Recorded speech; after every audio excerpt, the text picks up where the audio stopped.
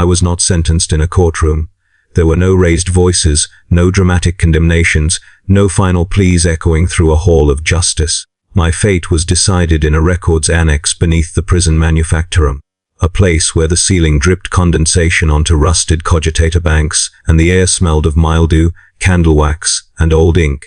The administratum clerks sat behind a counter scarred by centuries of elbows and data slates, their robes grey with age and neglect, their faces pale from a lifetime without sunlight. I remember thinking, absurdly, that they looked more dead than I felt. One of them read my name aloud once. Just once.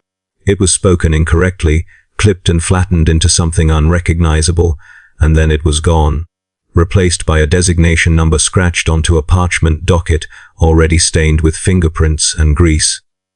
The parchment crackled when he lifted it, as though protesting the weight of all the lives it carried. I watched the quill move as my name was crossed out in red ink, the line thick and final. No ceremony, no acknowledgement, just deletion.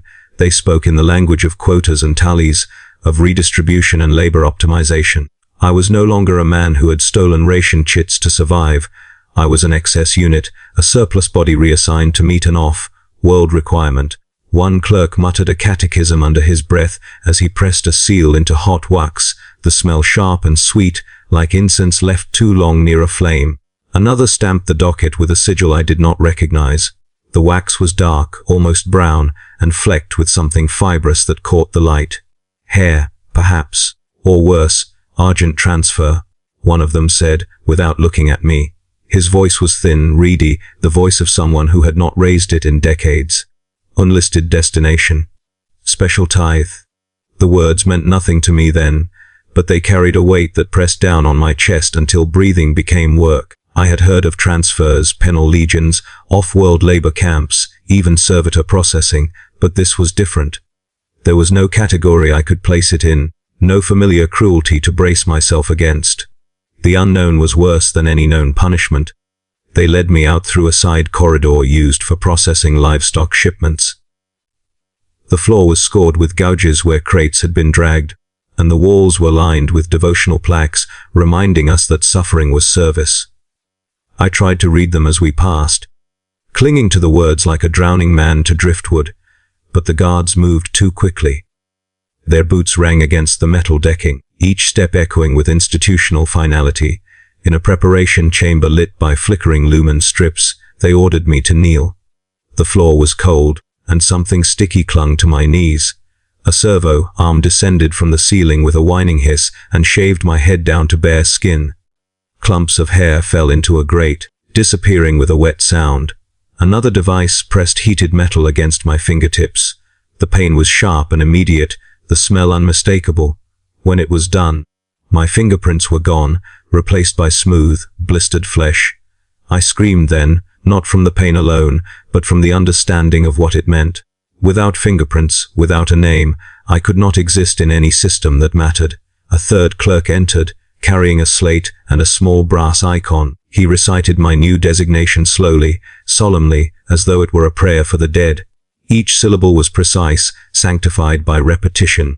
I was instructed to repeat it until I could do so without hesitation. When I stumbled, the guards struck me with a shock baton, not in anger, but in correction. They were teaching me to answer to my erasure. As they worked, I noticed the sounds around me, the constant hum of distant machinery, the whispered litanies from a nearby shrine alcove, the scratching of quills on parchment. This was how the Imperium devoured its own, not with screams and spectacle, but with paperwork and procedure. Every cruelty was justified by a form, every atrocity sanctified by a seal. The machine did not hate me, it did not even see me. And that was its greatest horror. When the preparations were complete, I was issued a new collar, a band of dull metal engraved with my designation. It clicked shut around my neck with a finality that made my stomach twist. The clerk affixed a small parchment tag to it, tied with red string. I caught a glimpse of the ink before they pushed me onward. More seals, more unfamiliar sigils. One, I noticed, had been deliberately scratched through and overwritten. The correction was clumsy, hurried. I was herded back into the main prison hall briefly, long enough for the other inmates to see me. Their eyes followed the collar, The shaved head, the tag. They knew what it meant better than I did. Some crossed themselves. One man began to sob quietly. No one spoke to me. Contagion of fate, perhaps. As they marched me toward the transfer docks, a thought lodged itself in my mind, unwelcome and persistent. At no point had anyone asked if I was fit for reassignment, or if I consented, or if I even understood what was happening. My existence had been reduced to a line item, adjusted to balance a ledger somewhere far above my comprehension. I was being moved not because I had failed the Imperium, but because the Imperium had found a use for my remaining time. Even then, as fear gnawed at me and the collar chafed my skin, I understood something essential. This was not chaos. This was order, a quiet, methodical, impeccably documented annihilation. The kind that never raised its voice, never questioned itself, and never stopped to wonder what it destroyed along the way. I do not remember the moment I stepped onto the transport, only the moment the air changed. One breath I was still in the prison's transfer corridor, tasting disinfectant and old sweat, hearing the devotional murmurs from a shrine alcove that had no business being so close to a loading bay. The next breath was recycled metal, thin, stale, laced with oil vapors and something sour that lived behind the tongue. A hatch clanged shut somewhere above us, and the sound traveled through the ship's bones like a verdict. The guards didn't hurry. They never hurried. The timetable had already swallowed us. We were simply being moved along its teeth. They marched us down a ramp into the lower decks, where the light was sickly and intermittent. Lumen strips flickered, revealing and hiding faces in stuttering flashes. I saw collars like mine on other throats, dull metal bands with parchment tags tied in red string. Some tags were already damp from condensation, ink bleeding into unreadable bruises. One man kept licking his, as if he could consume his own designation and keep it inside him where the Imperium couldn't reach. He looked at me once, eyes wide and glassy, and then looked away like I was a symptom. The black hold wasn't a room so much as an absence. A cavern in the ship's belly where the ceiling vanished into shadow, and the floor was made of grated metal that bit into knees and palms. Chains hung from overhead rails like iron vines. The smell was layered, rust, ammonia, old blood, machine grease, and the faint incense of a shrine someone had bolted to a bulkhead as an afterthought. The shrine was little more than a cracked icon behind a grimy glass pane, with a candle stub that had burned down to a puddle of wax. Someone had scratched prayers into the metal around it, the letters jagged and desperate, as if carved with fingernails. They packed us in without ceremony. No bunks, no seats, just bodies arranged the way cargo is arranged for maximum density. Minimal complaint. The guards clipped our chains to floor rings and overhead hooks, testing tension like dockworkers securing crates. The chain on my wrist was cold and wet, leaving a metallic taste on my skin. When I shifted, the iron links rasped, a sound that felt too intimate, like the ship learning my shape. Above, conduits hummed. Somewhere behind the walls, engines beat in slow, monstrous pulses. Every few minutes, a pipe hissed as pressure equalized, and a thin spray of warm condensation misted down on us. It smelled faintly of coolant and something organic, like a butcher's shop washed badly. A man near me raised his face to it like rain, then gagged when it touched his lips. We were kept alive because the paperwork demanded delivery. That truth became obvious within the first hour. A Vox speaker in the corner crackled to life, the sound harsh and distorted, then settled into a calm monotone. A recorded voice began reciting regulations, shipping codes, behavioral directives, catechisms of compliance. It spoke as if addressing a warehouse, not a hold full of chained human beings. Every statement ended with the same phrase, repeated until it felt carved into the mind: non-compliance will be corrected. The voice repeated every hour, on the hour, with mechanical precision. It never altered its pace. It never acknowledged the coughing, the retching, the quiet sobbing that rose and fell around it like waves. The ship did not care if we listened. The ship cared that the ritual was performed. Bureaucracy, even here, demanded its litanies. Time became a smear. The hold had no windows, no true rhythm beyond the Vox announcements, and the occasional thud of something heavy shifting in the decks above. I learned the language of the ship by feel the shiver in the floor when the engines adjusted, the subtle tilt when we changed course, the groan in the bulkheads when pressure shifted. I learned the language of hunger too, the way it starts as a hollow ache and ends as a dull rage that makes you hate the sound of other people breathing. They brought rations twice a day, if it was day. A hatch opened in the wall, and a metal trough slid out like a tongue, filled with nutrient paste the color of old plaster. It smelled of algae and iron. We ate with our hands because there were no utensils and no dignity.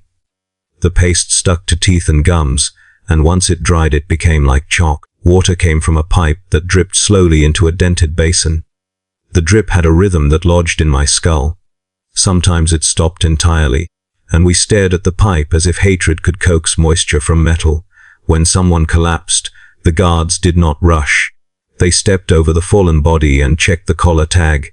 If the tag was intact and legible, they prodded the person until they moved. If the tag was too damaged, ink smeared, seal broken, they dragged the body away with a hook through the chain loop, not caring whether the person was alive. A broken tag meant a broken record. A broken record meant an accounting problem. Better to remove the problem than solve it. I saw a man die quietly in the second cycle of Vox announcements. He had been coughing from the start, each cough wet and deep, like something tearing inside him. He tried to stifle it, perhaps thinking silence would earn mercy. Mercy is not a currency in the hold. When his coughing stopped, he slumped forward, head hanging, saliva threading from his lips. For a long time, no one moved him. His body became part of the pile, another shape among shapes.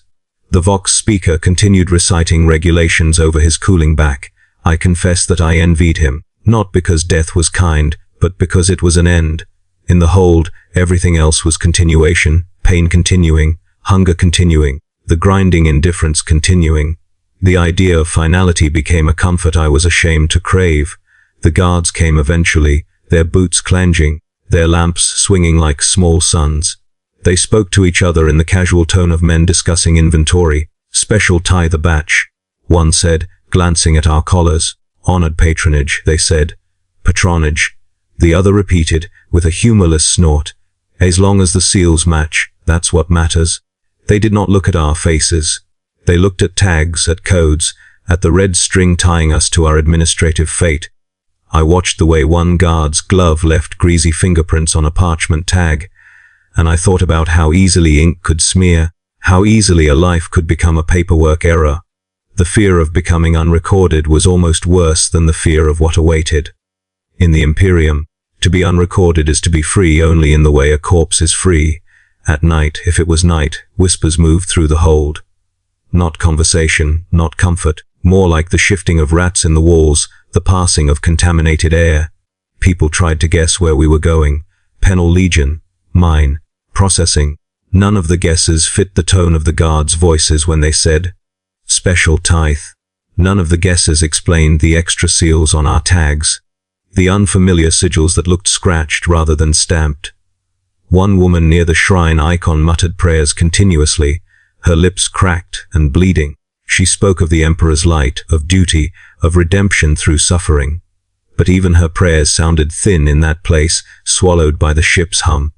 At some point, I realized she was not praying for salvation. She was praying to be noticed by the bureaucracy of heaven, the way she had been noticed by the bureaucracy of the Imperium. I tried to pray too. I tried the old words I'd learned as a child in a hive-block chapel: guide my hands, steady my heart, keep me within your sight. But the hold made the words feel foreign, like speaking through someone else's mouth. The air itself seemed to resist devotion, heavy with machine stink and despair. My collar chafed when I bowed my head, the metal biting like a reminder: you are filed, you are owned, you are in transit. Somewhere deep in the voyage, a new sound began. At first I thought it was just the ship settling, metal expanding, pipes clanking. But it had a cadence to it, an irregular rhythm that did not match any mechanical pattern I could recognize. A soft scrape against the bulkhead, then a pause, then another scrape. It wasn't constant, but it returned often enough that I started listening for it, the way you listen for thunder. Each time it came, the woman's prayers faltered. Each time it came, the air felt a little warmer, a little sweeter, like something exhaling through the vents. The guards did not comment on it. The Vox speaker did not acknowledge it. The ship as a system pretended it did not exist. That, more than anything, made my stomach sink. Because I had learned the Imperium's rule: anything unacknowledged, anything kept off the record, is either too shameful to admit or too important to risk naming. The sound felt like a finger tracing the edges of my mind, testing for weakness. And in the dark of the hold, chained beneath humming conduits, I began to understand what the guards meant by offering. Not exile, not reassignment, a delivery. An I designation, collar, parchment tag was the package. I knew we had arrived not by any announcement, but by the way the ship began to breathe differently. The engines wound down with a reluctant groan, like a beast being forced to kneel. The deck plates vibrated less, then stilled entirely, and in that sudden quiet every small sound became unbearable. The clink of chains, the wet rasp of someone's breathing, the distant drip of fluid through a pipe that no longer bothered to maintain pressure. The Vox speaker remained silent for once, as if even it had been instructed to hold its tongue. Then the hatch opened. Heat rolled into the black hold in a thick, cloying wave, carrying a sweetness that made my eyes sting. It was not the honest heat of a forge or a manufactorum, but a perfumed warmth, layered with chemical incense meant to reassure and disguise.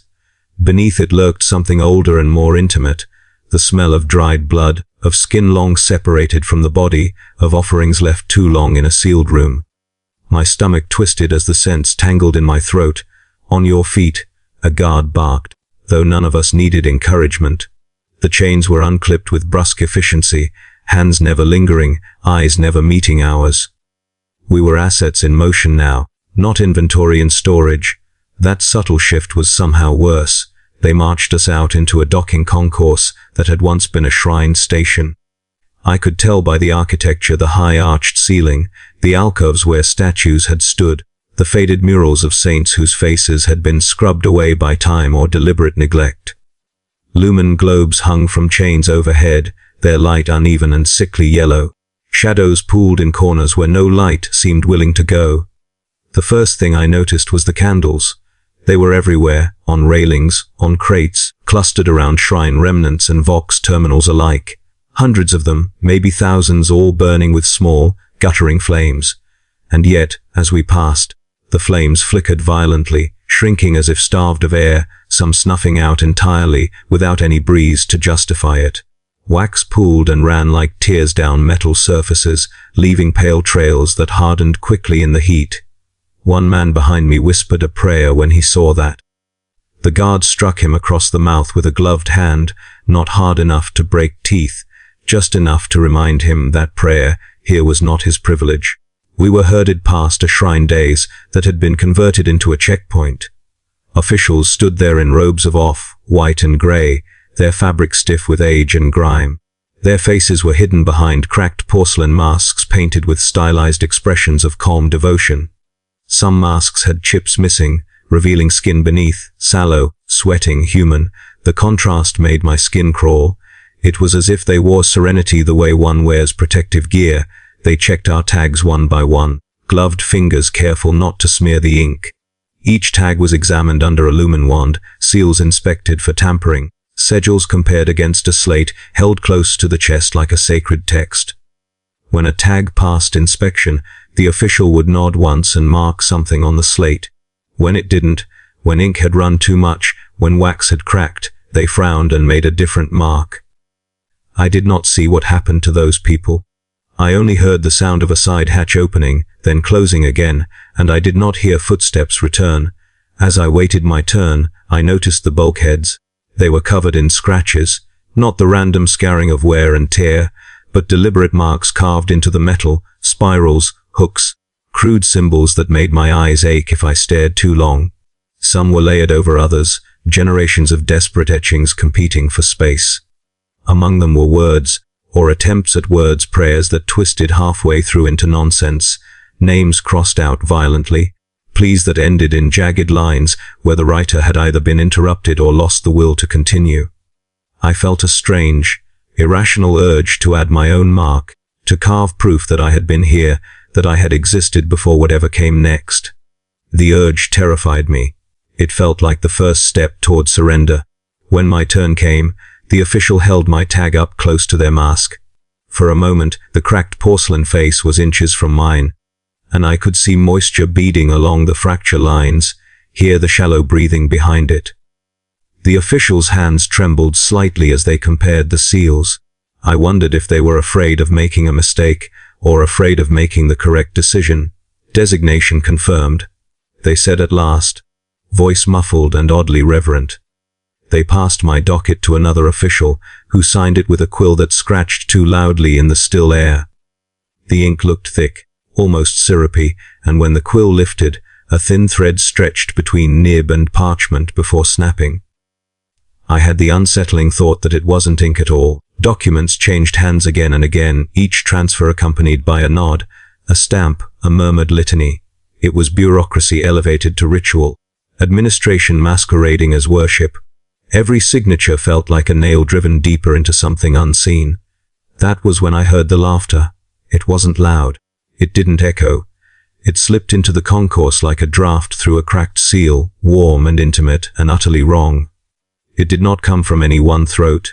It seemed to resonate through the walls themselves, a sound felt more than heard, like fingers brushing the inside of the skull. Several candles went out at once. The officials froze, just for a heartbeat, just long enough for fear to show in the stiffening of shoulders, the tightening of hands around slates. Then they resumed their work with exaggerated calm, stamping and signing faster now, as if speed could ward off attention. One of them whispered a benediction under their breath, the words tumbling over each other in haste. The guards grew more alert, hands tightening on shock batons and lazarifals. They did not look toward the source of the sound. They looked anywhere but. I felt it then, a pressure behind my eyes, like the onset of a fever dream. The air shimmered faintly, heat and perfume thickening until each breath felt like swallowing syrup. The scratches on the walls seemed deeper, darker, their shapes more suggestive. I had the fleeting, horrifying sense that they were not carved into the metal at all, but trying to claw their way out. We were marched onward before I could process the thought, away from the shrine dock and into a passageway that sloped downward at an angle no imperial design would approve. The candles thinned out here, flames dying one by one as if refusing to follow. Behind us, the laughter lingered, softer now, almost affectionate. I understood then why the official's hands trembled, why the ink itself seemed reluctant to dry. This place existed at the edge of acknowledgement, a liminal space where paperwork changed hands so responsibility could be diluted, divided, denied. Whatever waited beyond this dock was something the Imperium interacted with only through intermediaries and forms, something it fed without ever naming, and we were the feedstock, escorted politely past shrines that no longer worked and candles that would not stay lit. As the passage swallowed us, I looked back once. The shrine dock was already fading into shadow, candles guttering, officials bending over their slates like penitents at confession. For a moment, I thought I saw one of the scratched symbols on the bulkhead pulse faintly, as if responding to our departure. Then the turn in the corridor hid it from view. The laughter followed. They called it an allocation ceremony, and they said the words with the same tone a quartermaster uses when distributing boots. The chamber we were brought into had once been a logistics hall, I think, wide, circular, with tiered platforms rising around a central floor. Its original purpose had been buried under layers of modification and misuse. Lumen, globes hung low, harsh and white, bathing the center in unforgiving light while leaving the upper tiers in shadow. The air was thick and unmoving, heavy with incense that burned the back of the throat and failed to mask the underlying stink of sweat, fear, and something coppery that clung to the walls. We were arranged in lines on the central floor, collars forward, tags visible, chains clipped to a single long rail so that we could not break formation. I remember the way the metal vibrated faintly, humming with some unseen current, as if the rail itself were alive and impatient. The guards positioned us carefully, spacing bodies like items on display. Too close and we would tangle. Too far and we might look like individuals. I realized then that this was not a holding area. It was a showroom. Robed figures occupied the upper tiers, their silhouettes broken by the uneven light. Some wore masks like the officials at the shrine dock. Others showed their faces openly, though those faces were often marked scarification, ritual burns, implants sunk into flesh without any attempt at imperial standardization. A few were armored, their plate once recognizable as imperial issue, but now etched, repainted, reforged into something that suggested ownership rather than service. They leaned on railings or sat in high, backed chairs as if attending a civic function. No one spoke loudly. Conversation, where it existed at all, was conducted in murmurs, data slates passed hand to hand, gloved fingers tapping figures and annotations. I caught fragments of language drifting down yield ratios, durability estimates, compliance history. They were not discussing people. They were discussing resources. An intermediary stepped onto the edge of the central floor. He wore layered robes reinforced with hidden plating, and his voice carried easily without amplification. It was the voice of someone used to being obeyed. Assets presented here have been verified, he intoned. Designations confirmed, tethers reconciled. Allocation will proceed in accordance with standing accords. The words rang hollow in the vast chamber. Standing accords. As if this arrangement had been negotiated openly, reviewed, ratified. As if there were records somewhere that told the whole truth. The first inspection began without warning. A pair of attendants moved down the line, stopping before a man 2 places to my left. They tilted his chin up, forced his mouth open, pried apart lips to examine teeth. One pressed fingers into his abdomen, assessing muscle and fat with clinical detachment. Another ran a device along his spine, its screen flickering with data I could not read. The man trembled violently, breath coming in short gasps, but he did not resist. Resistance would have been logged as a defect. I stood very still when they reached me. Hands on my shoulders, on my arms, impersonal and efficient. Fingers traced scars, lingering a moment longer on one along my rib cage, where a work accident had left bone briefly exposed. I saw one of the figures on the upper tier lean forward slightly at that. Interest peaked. A notation was made on a slate. I did not know whether the scar increased or decreased my value. The uncertainty gnawed at me. They checked my eyes, shining a light that made my vision blur and dance. One attendant murmured something about cognitive resilience. Another noted my age range, my build, my lack of visible augmetics. I felt stripped in a way that went beyond nakedness. They were not looking at what I was. They were looking at what could be done to me. Throughout it all, a low chant filled the chamber. At first, I thought it was standard imperial liturgy, a prayer for diligence, for orderly process. The cadence was familiar enough to soothe the mind. But as I listened, the syllables bent strangely, stresses falling where they shouldn't, vowels drawn out too long. The words slipped sideways, becoming something adjacent to prayer rather than prayer itself. My head began to ache, a dull pressure behind the eyes, as if the chant were trying to rewrite the grooves of my thoughts. The intermediaries did not chant. The guards did not chant. Only the robed figures in the shadows, voices overlapping, weaving together into something that felt expectant. I understood then that this was not simply selection. It was offering. When the inspections ended, the intermediary raised one hand. The chant softened but did not stop. Allocation will now be finalized, he said. A series of sigils lit up along the walls, each corresponding to a cluster of data slates.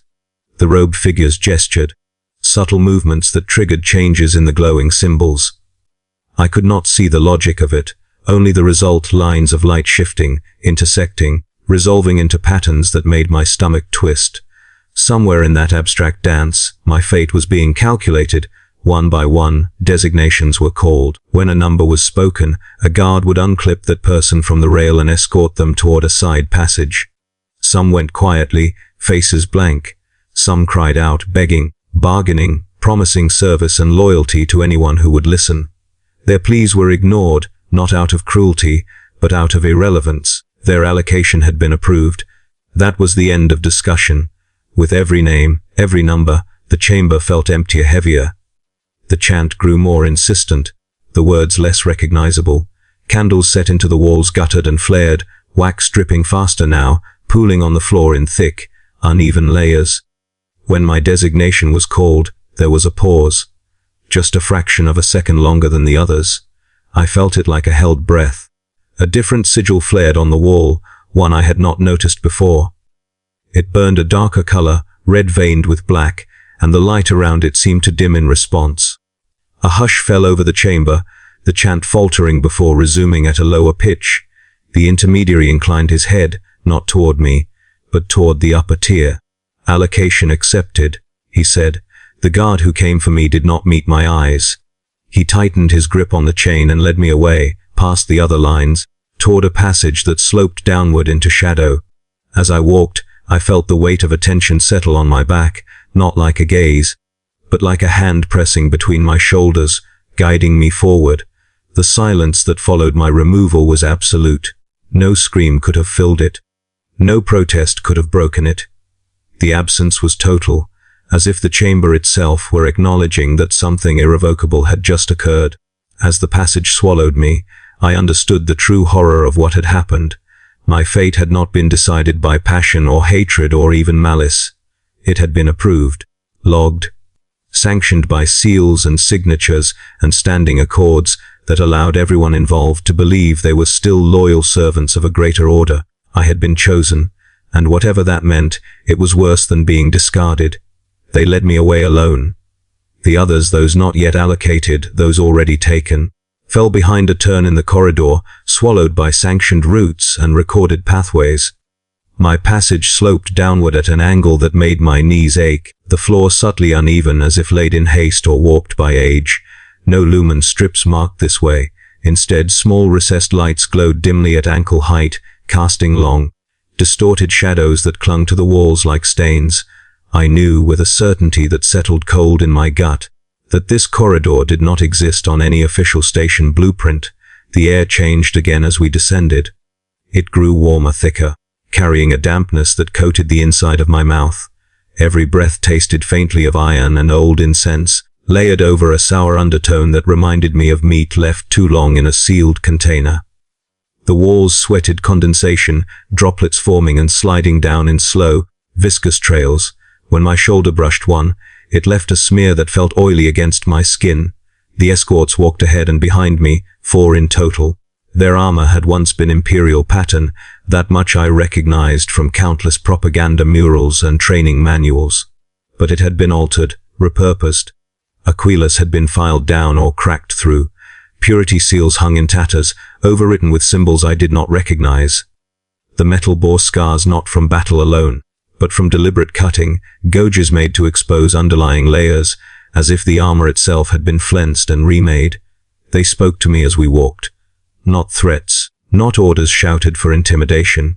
They spoke softly, almost conversationally, as if escorting a dignitary rather than a condemned man. "You should be honored," one said from behind me. His voice echoed oddly, as though the corridor swallowed certain frequencies and amplified others. "Not everyone is suitable," another chuckled quietly. "Suitability is rare. A blessing, really." Their words slid over me like grease, impossible to grasp. I wanted to ask what I had been found suitable for, but the question lodged in my throat, heavy and useless. Somewhere inside, a survival instinct whispered that knowing would only make the walk harder. The manacles bit deeper with every step. The chain linking my wrists was short, forcing my shoulders forward into a posture that strained muscles already exhausted.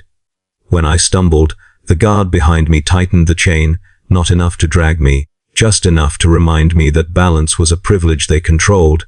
As we went deeper, the architecture changed.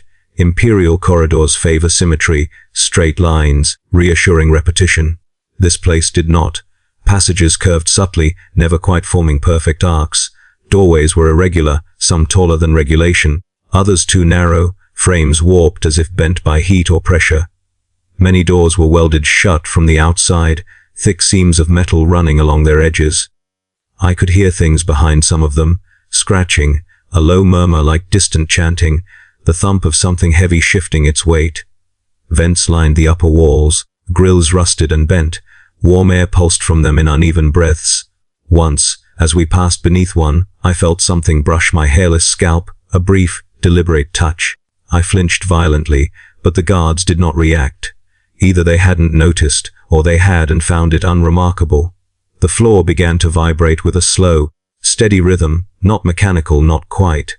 It reminded me of a heartbeat heard through thick walls. With each pulse, the manacles hummed faintly, resonating as if tuned to that rhythm. My teeth began to ache. "You feel that?" one escort asked, almost kindly. I nodded before I could stop myself. "Means you're close," he said, close to what he did not say. We passed a junction where the corridor split into three. One path was blocked by a heavy blast door marked with warning sigils and bureaucratic seals, all stamped and countersigned, layer upon layer. Another sloped sharply upward, lumen, lit and clean, the way back to sanctioned space. The third, the one they took me down, was barely lit at all, its walls darker, its air warmer.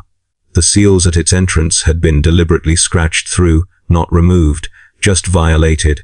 As we crossed that threshold, something in me recoiled. It was not fear alone.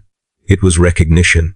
The irrational sense that I had crossed from one category of existence into another, that whatever protections my designation still afforded me had thinned to the point of transparency. I was still recorded, yes, but only just. The guards' demeanor changed subtly then. Their casual tone dropped away, replaced by a focused silence. One of them murmured a phrase under his breath, not a prayer, not quite. The others echoed it softly, each repetition slightly different, as if the words were being tested for fit. I realized, with a sick lurch, that they were steadying themselves. The walls here were closer together, the ceiling lower. Symbols were carved directly into the metal, deeper and more deliberate than those at the shrine dock. Some were filled with dark residue that caught the light with a wet sheen. Others had been outlined in dried wax or something that looked uncomfortably like old fat. I avoided looking at them too closely. The longer my eyes lingered, the more my head throbbed. We passed a recess in the wall that might once have held a maintenance cogitator. Now it held a desk. It was bolted to the floor, its surface scarred and stained, papers stacked neatly despite the humidity. A quill lay in an inkwell that glistened strangely. A single chair faced the desk, its legs chained in place. Above it, affixed to the wall, was a small plaque bearing an administratum seal. Even here, even now, the bureaucracy endured. One guard paused long enough to mark something on a slate hanging from his belt. The stylus hesitated before completing the entry. He frowned, adjusted the code, and nodded to himself. Satisfied, the corridor beyond felt expectant. The heartbeat rhythm grew stronger. The air shimmered faintly, as if heated, though there was no visible source. My skin prickled, every nerve alert in a way that bordered on pain. With each step, the weight between my shoulders returned, heavier now, more defined, like an unseen hand guiding me forward. "You'll be presented properly," one escort said at last. His voice was lower now, stripped of its earlier levity. "That matters." "Why?" I asked, the word tearing itself out of me before I could reconsider. He did not answer immediately. We walked in silence for several more steps before he spoke again. "Because courtesy is still observed," he said. "Even here." The passage opened abruptly into a small antechamber. The floor was covered in overlapping layers of wax, hardened into ridges that cracked underfoot. The walls were lined with devotional banners that had once been imperial, their iconography defaced, overwritten, reinterpreted. At the far end stood a set of doors taller than any I had seen since leaving the prison, ornate, heavy. Their surface worked with reliefs that made my eyes slide away when I tried to focus. The guards stopped. They tightened my manacles one last time, adjusting my posture, squaring my shoulders, as if preparing me for inspection.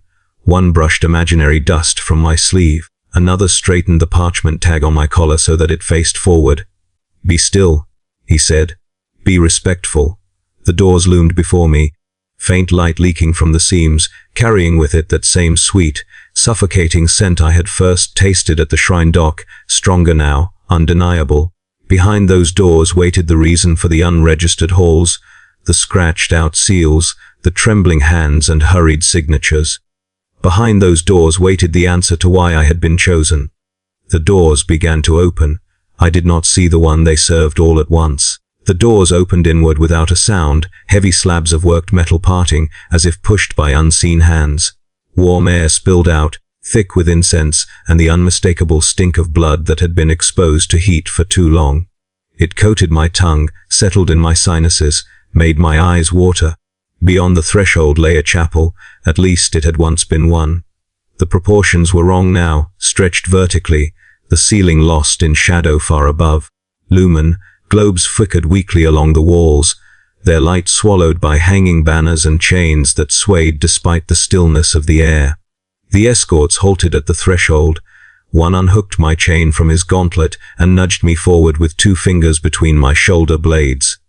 It was not a shove, it was a suggestion backed by absolute certainty. "Proceed," he said.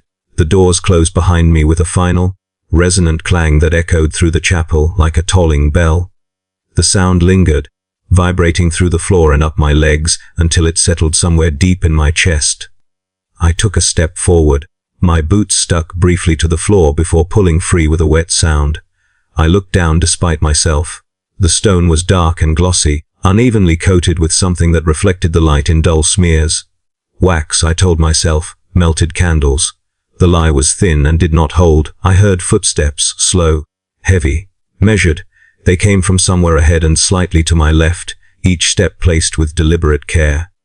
I could not see the source yet, only the movement of shadow as something tall passed behind hanging chains and torn banners. With each footfall, the air seemed to compress, pressing against my ears, my eyes, my thoughts. The pressure behind my eyes returned, sharper now, accompanied by a faint ringing that made it hard to breathe evenly. The intermediaries emerged first. They moved out from alcoves along the chapel walls, robed figures bowing low, heads inclined in perfect unison. One of them carried my transfer docket cradled in both hands, parchment and slate stacked neatly, seals intact, red wax gleaming in the low light. He approached the center of the chapel with the reverence of a priest bearing a relic. I realized then that I had been positioned deliberately, standing alone beneath a circle of brighter light cast by a cluster of lumen, globes overhead. A presentation point. A mark. The footsteps stopped. I saw the figure at last in fragments, as my mind seemed unwilling to assemble the whole at once. Armored greaves first. Dark metal etched with symbols that crawled when I tried to follow their lines. A gauntleted hand resting loosely at the side, fingers stained a darker shade than the metal they touched. A torso encased in layered plate, once imperial in origin but now reshaped, reinforced, adorned with trophies whose nature I refused to fully identify. The smell intensified, blood warmed by incense, old iron, something sweet and rotten beneath it all. The intermediaries knelt, the one with my docket held it up, arms shaking slightly despite the ritual precision of the motion. His voice, when he spoke, was thin and strained. "Designation verified," he said. "Transfer authorized under standing accords. The gift is presented in full compliance." The figure accepted the docket, not by taking it from the intermediary's hands, but by placing 2 fingers on the parchment and drawing it toward himself. The intermediary released it instantly, as if burned, and bowed even lower, forehead pressed to the slick stone floor. The figure did not speak immediately. I felt his attention settle on me like a weight. It was not a gaze in the normal sense. There was no obvious movement, no narrowing of eyes I could track.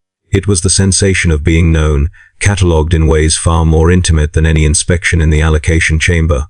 My scars prickled. My teeth ached. My thoughts stuttered, as if tripping over something unseen. When he finally spoke, the sound did not come from his mouth alone. It resonated through the chapel, vibrating in the banners, the chains, the floor beneath my feet. It was not loud. It did not need to be. "So," he said. That single word slid into my skull and rearranged something fundamental. Fear, which I had thought I understood, took on a new shape.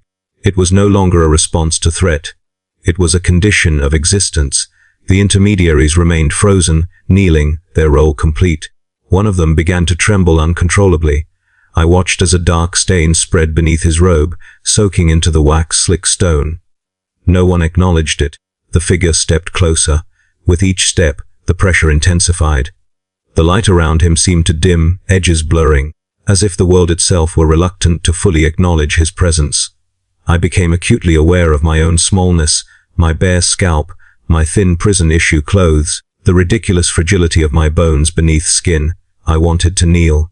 The urge was overwhelming, a command issued directly to muscle and nerve. My legs shook, threatening to buckle.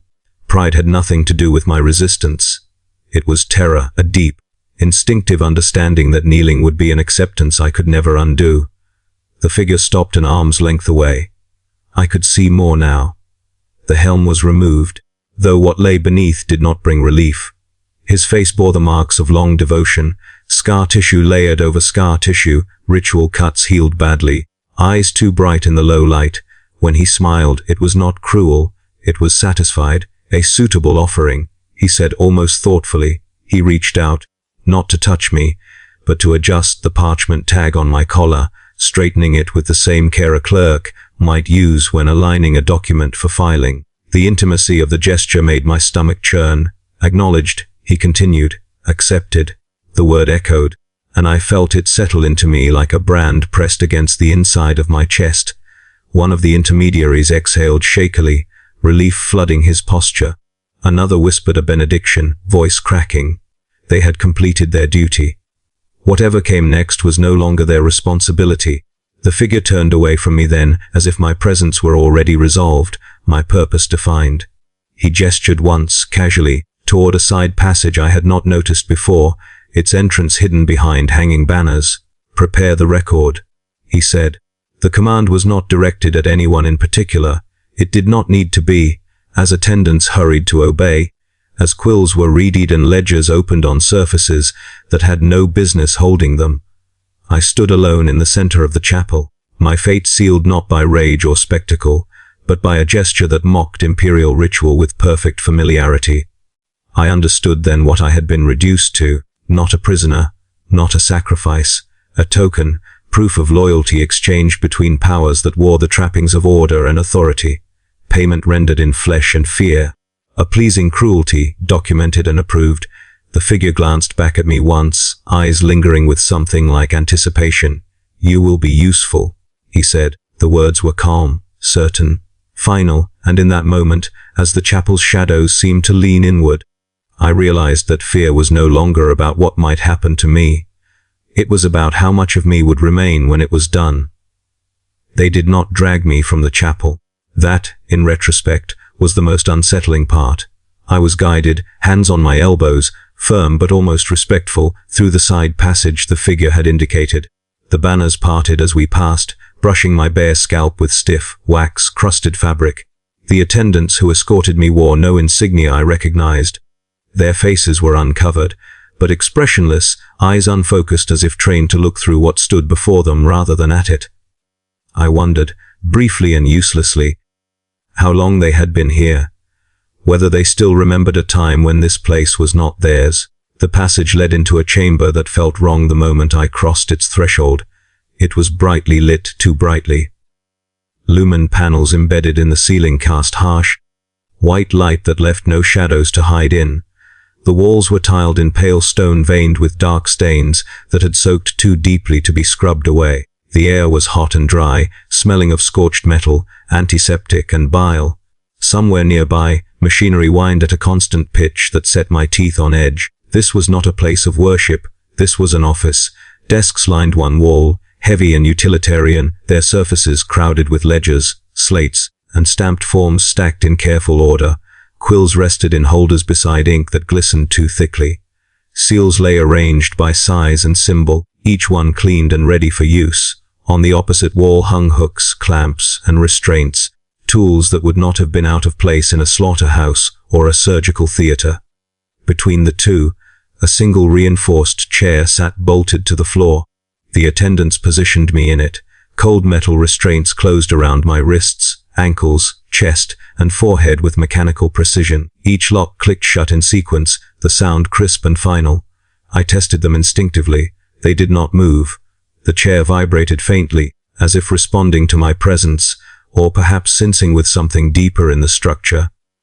An official entered then, robes marked with sigils that blended administrative authority with something far less formalized. He carried a ledger under one arm, its cover not leather but something stretched too tightly, stitched along the spine. When he set it on the desk and opened it, the pages did not rustle like paper. They whispered. Designation, he asked, without looking up. I gave it. The number slid from my mouth automatically now, stripped of hesitation. He nodded and made a notation. Status, he continued. Accepted, an attendant replied. The official smiled faintly. Very good. He rolled a cart forward from the side of the room. On it lay instruments arranged with careful symmetry: needles, branding irons, chisels, devices whose purpose I could not immediately identify. Some were clearly imperial in origin, stamped with familiar manufacturer marks. Others were improvisations, additions, deviations. My mouth was dry. I tried to swallow and found my throat uncooperative. There is no appeal process, the official said conversationally, as if clarifying a minor administrative detail. Your reassignment has been ratified at every necessary level. No higher authority exists in this matter. He selected a tool from the cart, a slender rod ending in a flattened sigil-shaped head. It was already glowing faintly, heat shimmering the air around it. This is merely the final notation, he said. The iron touched my chest. The pain was immediate and total. It was not sharp so much as overwhelming, a white hot flood that obliterated thought and replaced it with sensation. I screamed. I could not help it. The sound tore itself out of me, raw and animal, echoing off the tiled walls. The smell followed an instant later: burning skin, hair, something deeper that made my vision swim. The official did not flinch. He held the iron in place until the sigil was fully impressed, until the flesh yielded and accepted the shape. When he withdrew it, a thin wisp of smoke curled upward, carrying with it a scent that made my stomach heave. I sobbed then, breath hitching, body straining uselessly against restraints that did not give. That marks ownership, the official said calmly, making a note in the ledger. Internal and external. Before I could process the words, another instrument descended. This one pierced skin, drawing blood that was collected in a small, shallow basin. The blood steamed faintly. The official dipped a quill into it and wrote several lines in the open ledger. The page darkened as it absorbed the fluid, the words sinking in rather than sitting on the surface. I realized then that the ledger was not paper at all. It was something that remembered. The chamber blurred as tears filled my eyes. I tried to recite the Emperor's prayers, clinging to them like a lifeline, forcing the words through clenched teeth. But the words twisted as they left my mouth, syllables shifting, rearranging themselves into shapes that felt wrong on my tongue. The official paused, head tilting slightly, listening. Interesting, he murmured, and wrote another note. More procedures followed, each one documented meticulously, each one justified with murmured phrases about compliance, sanctification, permanence. I lost track of time, of sequence. Pain became a constant backdrop, rising and falling but never leaving. At some point, I felt something give inside me, not flesh, but certainty. The unshakable belief that there would be an end to this. That suffering was a passage rather than a destination. When they finally released the restraints, I sagged forward, barely held upright by attendants who caught me with practiced ease. The official closed the ledger with a satisfied nod. Record complete, he said. Property established. Property. The word landed heavier than any blow. They lifted my chin and forced me to look at my chest, at the raw, angry brand already beginning to scab around the edges. The sigil was not imperial. It was not anything I had ever been taught to recognize. And yet, a part of me understood it instinctively, the way one understands pain without needing explanation. Hope, I realized dimly, was no longer an emotion. It was contraband, and I had just been caught possessing it. In the end, my name was used one last time. Not spoken, applied. It happened in a corridor that moved with us, walls sliding and reconfiguring as we advanced, as if the structure itself were being rewritten to accommodate the procession. I walked barefoot now, the soles of my feet numb and oversensitive at once, each step sending a dull echo up my bones. The brand on my chest burned with a steady heat that no longer felt like pain alone, but like orientation.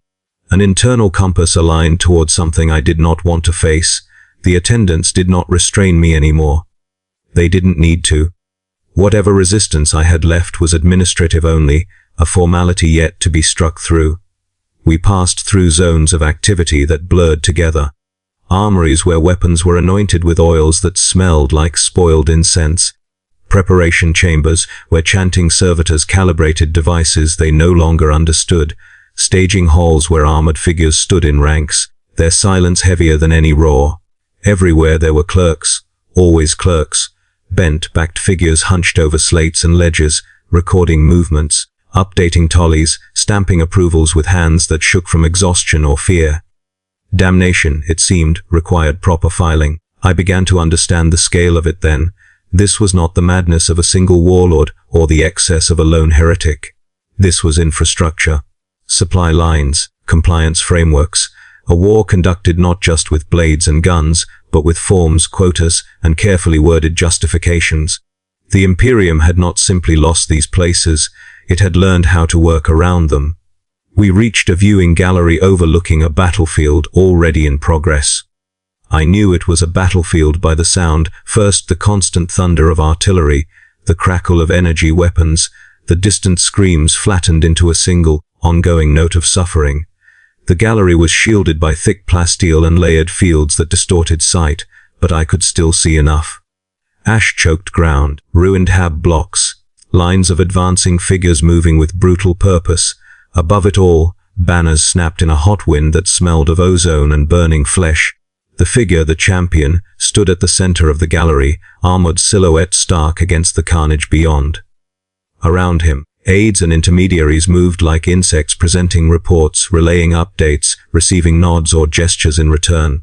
Each motion was efficient. Each death outside, I realized, was being tracked and categorized. I was brought to stand beside him, not as an equal, not even as a servant. As a marker, read it, he said, without turning. An attendant stepped forward, holding a slate. My designation glowed on its surface, along with annotations that made my head swim. Then, beneath it, in smaller text, my name. The real one.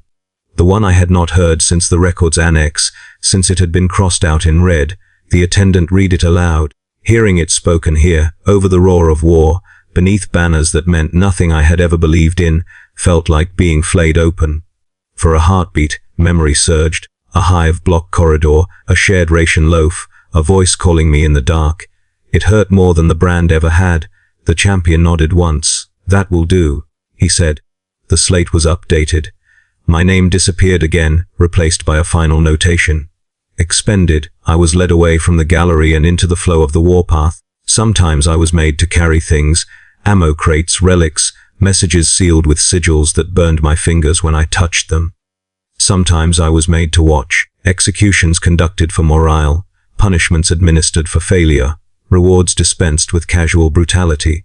Each act was accompanied by documentation, seals pressed into wax still warm from the sun or the forge. I became a witness by design. They wanted me to see the costs, to understand how efficiently suffering could be transformed into momentum, how screams could be translated into compliance metrics, how entire populations could be reduced to acceptable losses with the stroke of a quill. At some point, I stopped counting days. Time lost its edges, becoming a continuous present of ash and noise and heat.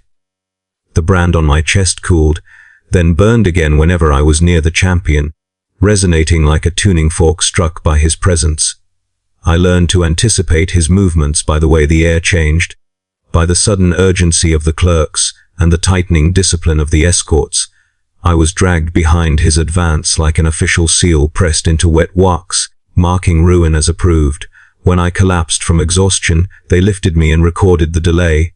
When I bled, they collected samples and updated my status. When I begged once, only once, they noted psychological degradation and adjusted expectations downward. Everything had a box. Everything fit somewhere. I do not know when my body finally failed. There was no single moment of death, no dramatic end. I remember falling, the ground hot and rough against my cheek. I remember the sound of fighting receding, replaced by a ringing silence. I remember a clerk kneeling beside me, checking my collar, frowning at the damage. Identity unstable, he muttered and made a mark. After that things became thin. I am aware now in a way I cannot explain. Not alive, not entirely gone. Something of me persists because the record persists. Because the ledger was completed. Because the process demands closure, and closure requires a voice to say, this was done correctly. I no longer feel pain the way I did. I no longer feel hope at all.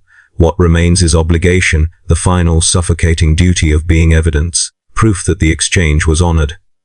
Proof that the gift was consumed fully. This confession is not for absolution. There is none. It is for completeness. Because somewhere, a clerk will check a box, stamp a seal, and move on to the next tally. And when they do, they will not hear my name. They will only hear that the record is finished.